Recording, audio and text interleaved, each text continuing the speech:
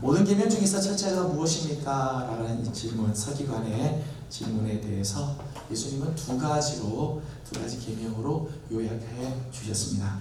첫째는 내 마음을 다하고 목숨을 다하고 뜻을 다하고 힘을 다하여 주 너희 하나님을 사랑하라 하는 것과, 또 둘째는 내 이웃을 내 자신과 같이 사랑하라 하는 계명이었습니다.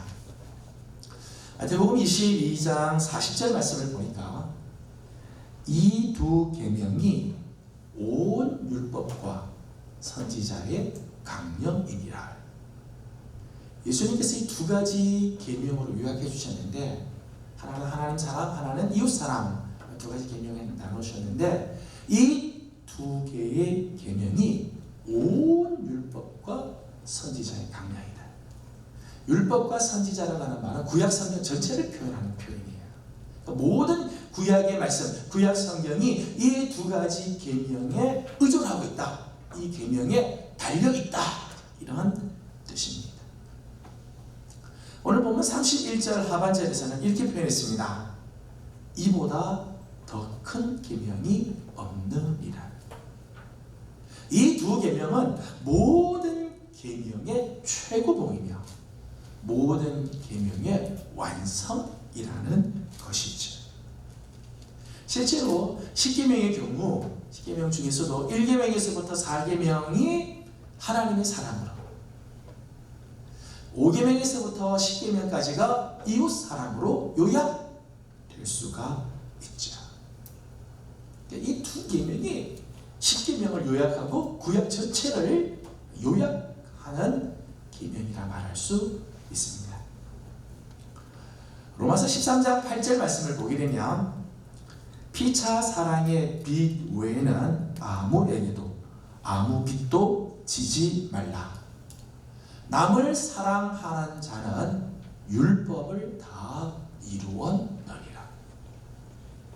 다른 사람을 사랑하는 것, 다른 사람을 사랑하는 것이 모든 율법을 다 이룬 것이다, 그렇게 소개를 했어요. 로마서 13장 10절 말씀을 보게 되면 그러므로 사랑은 율법의 완성이니라. 사랑은 율법을 완성케 하는 것이다 말합니다. 유대 랍비들은 하나님의 말씀을 지키고 하나님의 율법을 다 지키기 위해서 무려 613개의 계명을 지켜야 한다고 가르쳤지만, 예수님은 두 가지, 하나님을 사랑하고 이웃을 사랑하는 것, 두 가지를 요약하고 이 두 가지, 하나님을 사랑하고 이웃을 사랑하며 율법을 다 이룬 것이고 율법을 완성한 것이다 말씀하십니다. 우리 신앙생활은 두 가지, 하나님 사랑과 이웃 사랑의 현장이라고 말할 수 있습니다. 오늘 우리가 신앙생활을 하는 것은 이 두 가지 계명을 우리 어떻게 펼칠 건가, 우리의 삶에서 어떻게 나타날 건가 하는 현장입니다. 오늘은 지난 시간에 이어서 둘째 계명, 이웃을 사랑하라는 계명에 대해서 말씀을 좀 나누도록 하겠습니다. 예수님의 가르침에 의하면, 예수님의 가르침에서 좀 특이하면서도 아주 중요한 부분이 있습니다. 그것은 하나님의 사랑, 하나님을 사랑하는 이 하나님의 사랑과 이웃 사랑이 깊은 연관이 있다는 것.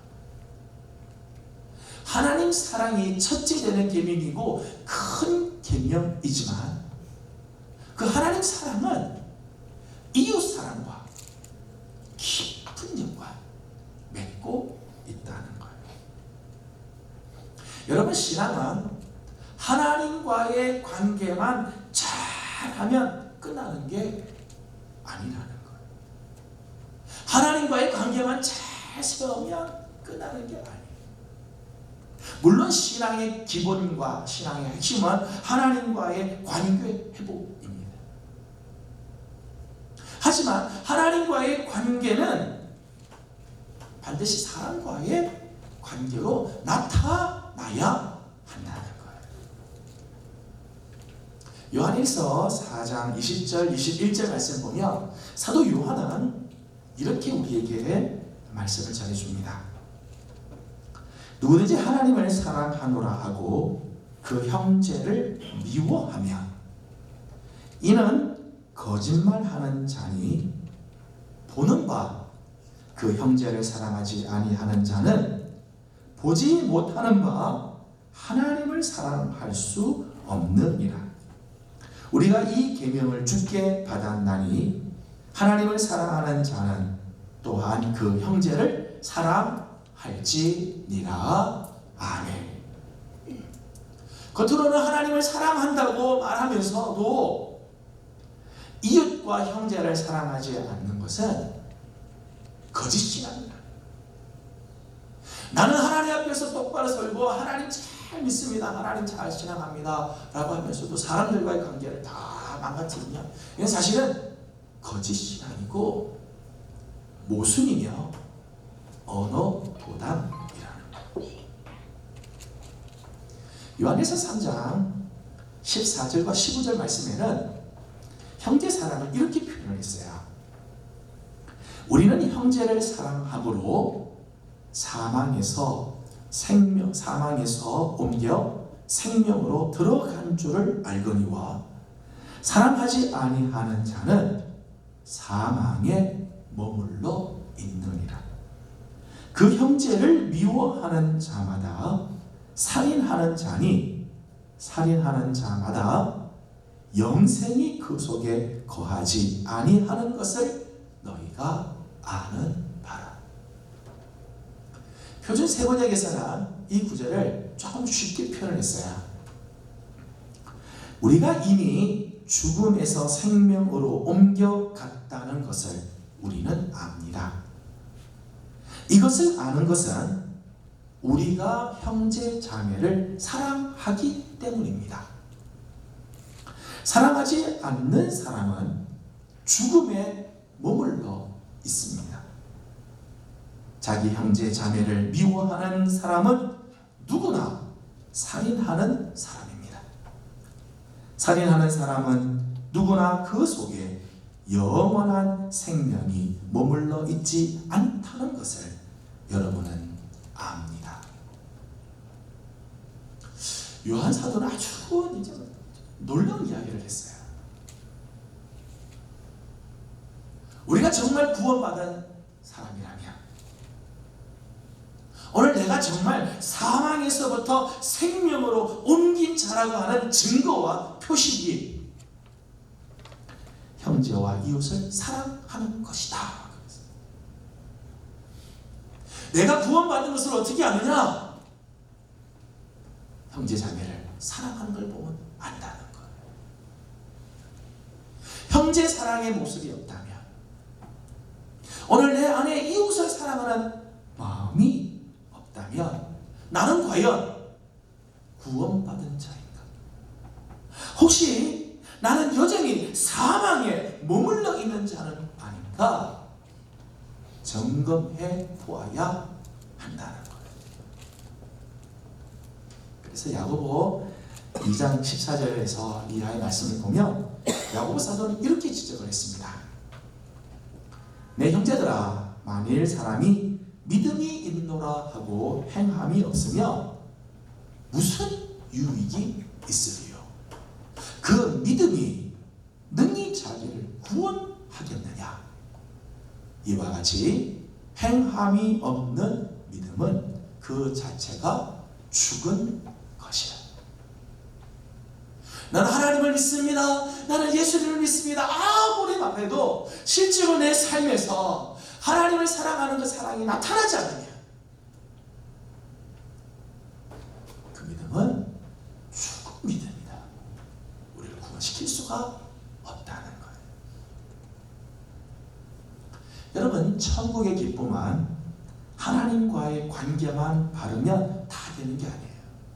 여러분, 우리가 천국에 들어가서 기쁨을 누리는 건 하나님과의 관계만 다 되면, 하나님과의 관계만 바르면 다 되는 게 아니에요. 누가복음 15장을 보게 되면 천국의 기쁨을 소개하면서 세 가지 비유를 우리에게 소개해 주고 있습니다. 하나는 이른 양의 비유, 하나는 이른 드라크마 비유입니다. 그리고 또 하나는 탕자, 돌아온 탕자의 비유입니다. 이른 양의 비유나 이른 드라크마의 비유를 보면 이른 영혼을 찾을 때 천국에서는 말할 수 없는 기쁨이 있다는 것을 말씀해 주고 있죠. 잃어버린 양을 찾았을 때 그 목자가 기뻐하는 것처럼, 이런 드라크마 하나를 찾은 여인이 기뻐하는 것처럼 천국의 기쁨이 있다는 거예요. 그래서 누가복음 15장 5절 말씀을 보면 내가 너희에게 이르노니 이와 같이 죄인 한 사람이 회개하면 하늘에서는 회개할 것이 없는 의인 99으로 말미암아 기뻐하는 것보다 더하리라. 한 영혼이 돌아올 때 천국이 그렇게 기뻐한다는 거예요. 그런데 돌아온 탕자의 비유를 보게 되면 천국의 기쁨은 또 다른 한 차원이 더 있다는 거예요. 아버지의 유산을 가지고 타국에 갔던 둘째 아들이 허랑방탕하게 재산을 낭비하고 더 이상 견딜 수가 없고 더 이상 할 수가 없는 상황에 이르자 아버지께로 돌아오자. 그런데 이 아들이 아버지 집으로 돌아올 때 아버지는 조건 없이 받아주고 기뻐하며 잔치를 베풀어 주었습니다. 그러니까 아버지의 관계가 회복이 됐다는 거죠. 그래서 아버지가 막 끼어안고 좋은 옷을 입혀주고 가락지를 끼우고 발에 신을 신겨주고 송아지를 잡아서 잔치를 베풀어주는 축제를 열었어요. 하지만 이 잔치의 기쁨은 아버지와의 관계만 회복된다고 누리는 게 아니었어요. 그 또 하나의 관계가 있어요. 그건 형과의 관계. 형과의 관계가 회복되지 않는 한 그 잔치는 반쪽 잔치고 그 기쁨은 반쪽 기쁨이었다. 진정한 기쁨은, 진정한 이 잔치의 기쁨은 아버지와의 관계뿐만 아니라 형과의 관계가 회복이 되어질 때 누리지는 거죠. 그래서 이 아버지가 돌아온 아들을 기쁘게 받아주긴 하지만 또 하나 형을 붙들고 야, 네 동생은 잃었다가 찾았고 죽었다가 살아난 동생이 아니냐, 화해가 되는 거죠. 그때 진정한 잔치의 기쁨을 누리게 되었다는 것입니다. 그렇습니다. 우리 신앙이 온전하고 진정한 기쁨을 누리기를 원한다면 하나님 사랑만이 아니라 이웃 사랑이 함께 따라와야 한다는 거예요. 그러므로 이웃 사랑, 형제 사랑은 그리스도인들에게 있어서 옵션이 아니에요. 선택사항이 아니에요. 기분 좋으면 하고 기분 언짢으면 안 해도 되는 옵션이 아니에요. 그리스도인들에게 있어서 이것은 반드시 해야 할 필수 사항이라는 것입니다. 저는 우리 성도들이 사실을 좀 꼭 기억을 해 주시기 원합니다. 하나님과의 관계만 바르면 다 되느냐? 아니에요. 하나님의 관계가 바르면 반드시 형제와의 관계, 이웃과의 관계가 회복되어야 하는 거예요. 여러분 신앙생활과 교회 생활을 하면서 하나님 사랑과 이웃 사랑 중에서 무엇이 어렵고 무엇이 더 힘들던가요? 여러분 신앙생활에 보면 하나님 사랑하는 게 힘든가요? 이웃 사랑하는 게 힘든가요? 하나님 사랑하는 것이 힘들고 어렵고 복잡한가요? 만약 그렇다면 우리는 하나님을 감히 사랑할 수도 없을 거예요. 만약 하나님 사랑이 막 힘든 거라면. 근데 의외로 하나님을 사랑하는 건 참 심플해요. 단순해요. 왜냐하면 하나님은 사랑 자체이시기 때문입니다. 그래서 우리 하나님은 우리의 사랑의 고백만으로도 감격하시죠. 주님 사랑해요. 하나님 사랑해요. 이 고백만으로도 하나님은 기뻐하시죠. 우리의 찬양으로도 하나님께서는 기뻐하세요. 우리가 찬양할 때 온 마음을 다해서 하나님을 찬양할 때 하나님 기뻐하시죠. 약간의 헌신도요 하나님 마음을 감동시킵니다. 예수님의 말씀을 보게 되면 과부가 드린 두 렙돈은 참새 한 마리 겨우 사는 돈이에요. 근데 과부가 드린 그 두 렙돈으로 하나님의 마음이 감동이 되신다. 하나님 사랑하는 걸 느끼신다는 거죠. 하나님의 말씀에 순종하는 삶, 그것도 하나님을 감동시키고 하나님을 사랑하는 표현이 될 수 있습니다. 하나님 사랑은요 굉장히 심플해요. 하나님 사랑 어떤 면에서 참 단순해요.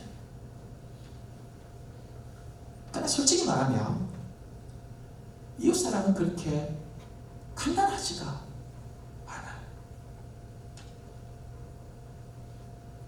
왜냐하면 사람은 그 자체가 참 복잡하기 때문에. 사람 참 복잡해요. 부모가 돼서 자녀를 사랑해보고 부모님을 사랑해보니까 부모님 사랑하는 건요 의외로 좀 간단해요. 부모님은요 조금만 해드려도 감동을 하세요. 부모님들은 별 복잡하지 않아요. 돌아가신 저희 어머님한테 가끔 전화 한 통만으로도요 고맙다 그러고 전화 한 통 하는데도요 고맙다 그게 뭐 대단해요. 전화 한 통 그걸로도 고마워하시고 식사 한번 대접하면요 너무너무 좋아하세요. 부모 사랑하는 건요 참 간단한 건데 근데 자녀 사랑은 이게 참 복잡해요. 뭐 전화를 해줘도 뭐 이렇게 별로 반응이 없고 뭐 이렇게 해도 뭐 별로 감동이 안 되는 것 같아요. 어떻게 해야 될지 모를 때가 있어요. 참 고민입니다. 어떻게 해야지 자녀가 사랑한다는 걸 느낄까 참 힘들어요. 그래서 실제로 교회 안에서 하나님 사랑을 쉽게 발견합니다. 하나님 사랑은요 쉽게 나타날 수가 있어요. 하지만 이웃 사랑은 쉽게 느껴지지 못한다는 것. 하나님께서 나를 사랑하는 것과 내가 하나님을 사랑하는 것에 대해서는 확신이 드는데 형제와 자매가 나를 사랑하는 것과 내가 그들을 사랑하는 것에 대해서는 회의가 될 때가 많이 있죠. 하나님 사랑은 어떤 면에서 참 쉬움진데 이웃 사랑이 참 복잡해요. 여러분 우리가 이웃을 진심으로 사랑하기가 힘든 이유가 뭘까요? 이웃 사랑이 잘 나타나지 못하는 이유가 뭘까요? 두 가지 이유 때문이라고 생각을 합니다. 하나는 첫째는 정말 하나님의 사랑을 맛본 적이 없기 때문에 내가 정말 하나님의 사랑을 큰 사랑을 맛본 적이 없기 때문에 이 사랑이 이웃에게 가지 못하는 거예요. 하나님의 사랑을 압니다. 하나님의 사랑에 대해서 감사는 하지만 사실은 하나님의 사랑이 얼마나 큰지 나 같은 죄인 나 같은 이 인간을 사랑해 주신 하나님의 사랑이 얼마나 위대한지를 느껴본 적이 없기 때문에 나 같은 죄인 살리신 주 은혜에 놀라와 잃었던 생명 찾았고 광명을 얻었네. 여러분이 이 찬송 부를 때 여러분 정말 눈물이 나고 그 하나님의 사랑이 너무너무 귀하게 정말 느껴지시나요? 그 크신 하나님의 사랑 말로 다 할 수 없는 하늘을 두루나마이 삼고 바다를 먹물 삼아도 그 크신 하나님의 사랑 다 기록할 수 없기에 정말 여러분 하나님의 그 사랑을 그렇게 느끼고 그렇게 맛보십니까? 그 큰 사랑을 맛보고 느낀 사람은 다른 사람을 사랑할 수밖에 없죠. 마태복음 18장을 보게 되면 1만 달란트 빚을 진 종의 이야기가 나옵니다. 임금에게 1만 달란트 빚을 졌어요. 1만 달란트는 셀 수가 없는 돈이에요. 셀 수가 없는. 근데 이 돈을 갚을 수가 없으니까 임금이 탕감을 해줬다는 거예요. 그런데 이 일반 달란트 탕감을 받은 이 종이 왕궁에서부터 나와서 길을 가다가 자기 동료 중에 자기에게 100데나리온 1만 달란트에 비하면 뭐 정말 세발의 피자 100데나리온 빚진 자기 동료를 만납니다. 멱살을 잡고 네가 내 100데나리온 다 갚지 못하면 갚을 때까지 너 옥에 가둬라. 자기가 가뒀다. 때리고 옥에 가둬. 이 이야기를 들은 임금이 화가 났습니다. 내가 너에게 1만 달란트의 빚을 탕감해 줬는데 나의 이웃에게 이 동료에게 100데나리온 그 탕감을 못 해주는 거예요. 잡아다가 임금의 감옥에다가 가둬버렸어요. 너 이 빚 다 갚을 때까지 나오지 못한다. 슬피 울며 이를 갈게 될 거다. 하나님의 그 크신 사랑을 경험한 사람은요, 그 사랑에 감격 있는 사람은요, 이웃을 용서하고 사랑할 수가 있어요. 이거 참 느끼지 못하니까, 이 감격이 없으니까 사랑이 안 되는 거예요. 다른 사람을 향한 사랑이 내 안에 없다는 것은, 내 안에 이웃을 향한 사랑이 없다는 것은 나를 향한 하나님의 사랑에 대한 감격이 사실은 내 안에 없기 때문입니다.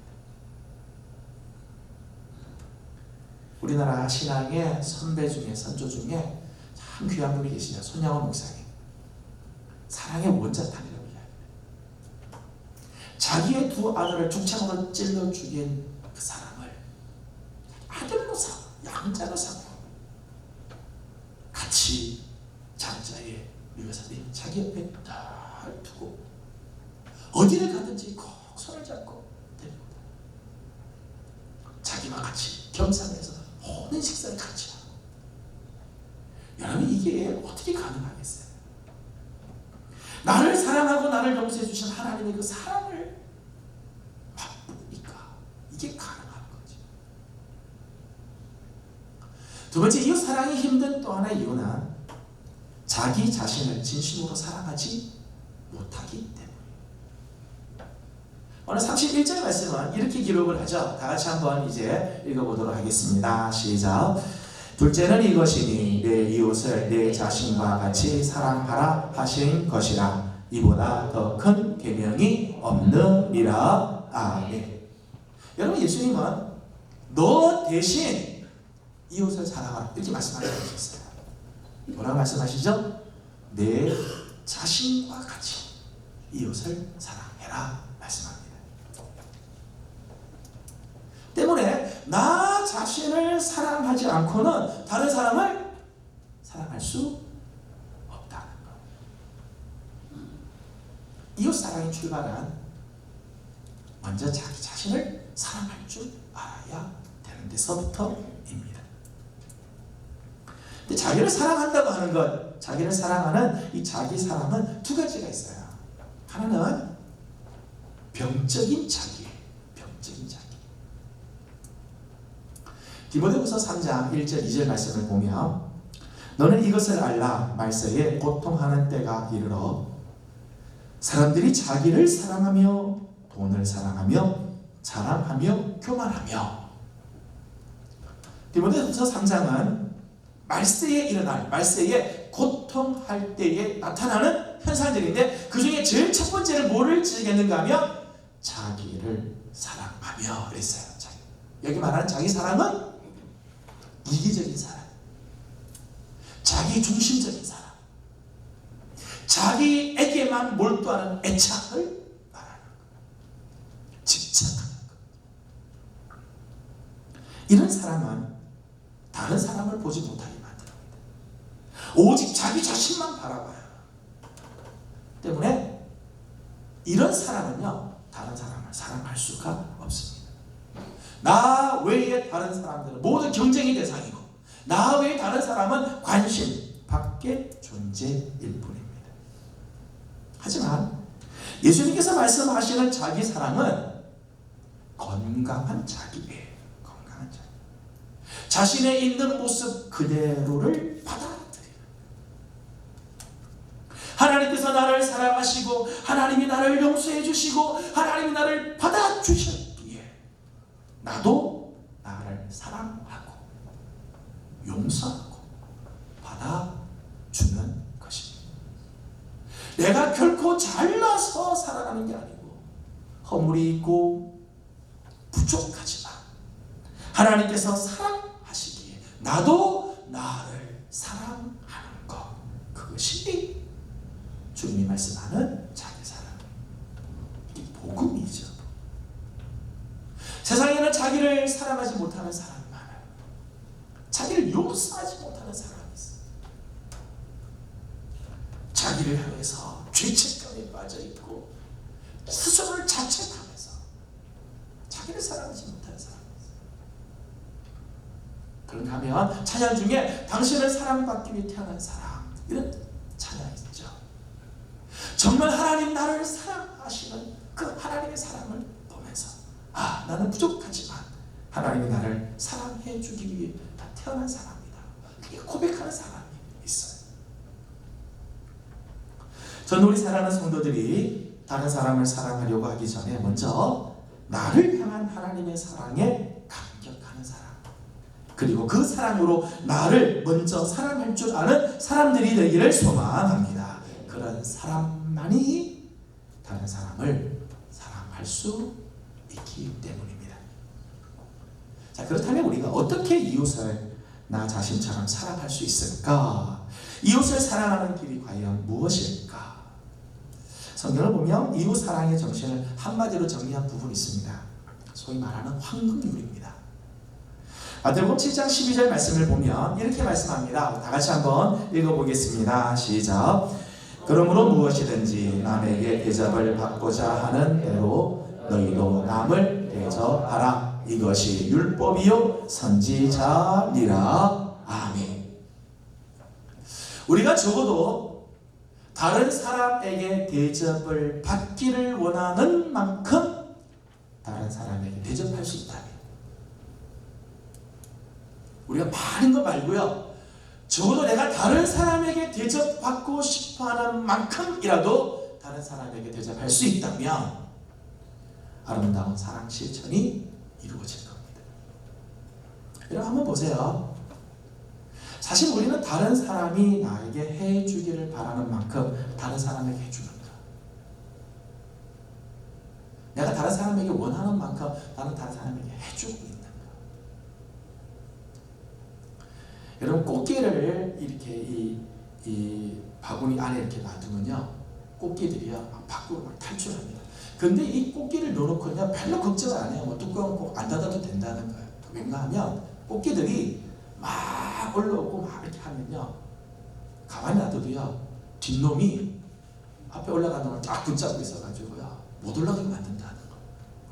서로 붙잡아서 올라가려고 하면 잡아가서 떨어뜨리고 잡아가서 떨어뜨리고 막 자기는 올라가려고 막 그러는데 다른 놈들이 다 붙잡아가지고 못 올라간다는 거예요. 제가 이 꽃게들을 보면서 참 지능지수가 참 진짜 영이구나 하시는 생각이 들어요.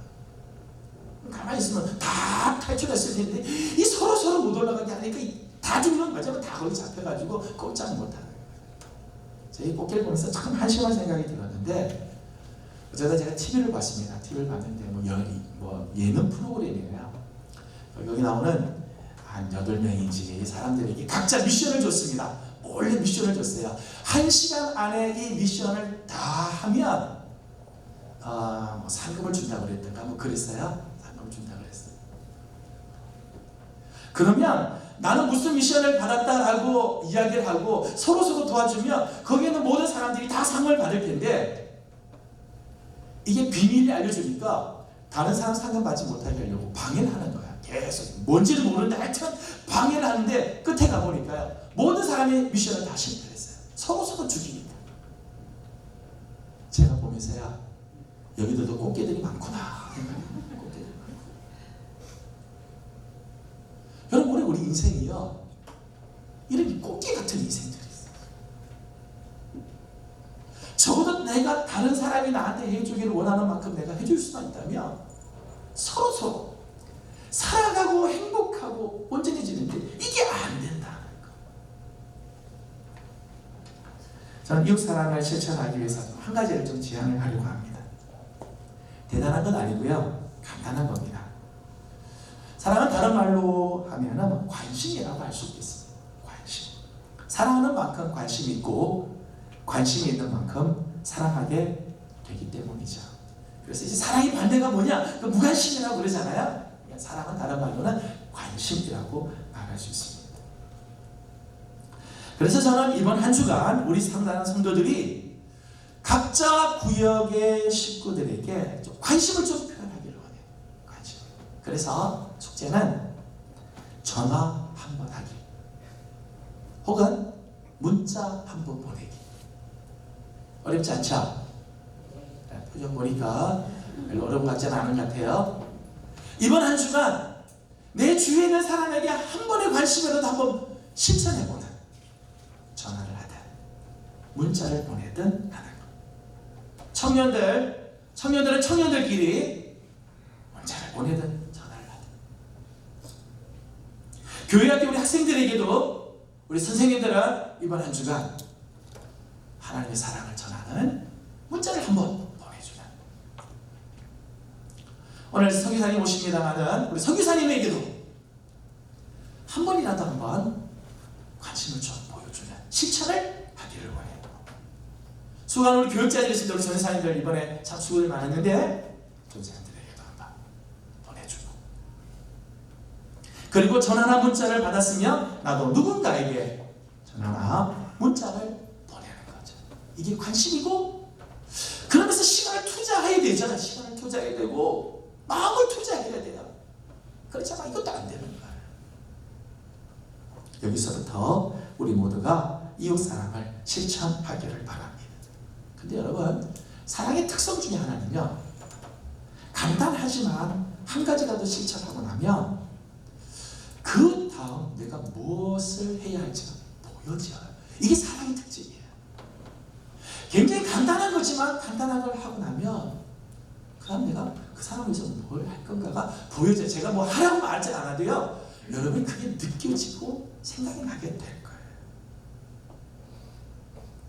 첫 걸음 떼기가 힘들지만 일단 실천을 하면 하나님께서 그 다음을 인도해 주실 것입니다.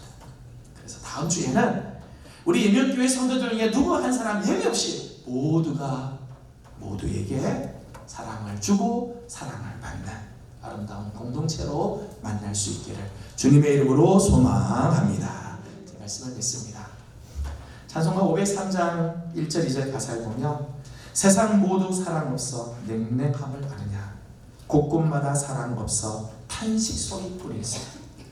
곳곳마다 번민함은 사랑 없는 연고요. 측은하게 손을 펴고 사랑받기 원하네. 어떤 이는 고통과 근심, 걱정 많으니 사랑 없는 까닭에 저들 실망하도다. 사랑이 없는 세상은 정말 지옥과 같을 겁니다. 냉랭함, 단식 소리, 번민함, 고통과 근심, 실망. 하지만 저는 우리 예명교회에 사랑하는 성도 여러분들, 여러분의 하나님 사랑과 이웃 사랑을 통해 이 세상이 살만한 곳이 되고 기쁨과 감사와 평화의 땅이 되어지기를 진심으로 소망합니다. 하여서 율법의 완성을 이루어드리는 우리 귀한 성도들 다 되기를 주님의 이름으로 축복합니다. 다 같이 일어나서 우리 마지막 결단의 찬송을 같이 부르도록 하겠습니다. 낮에는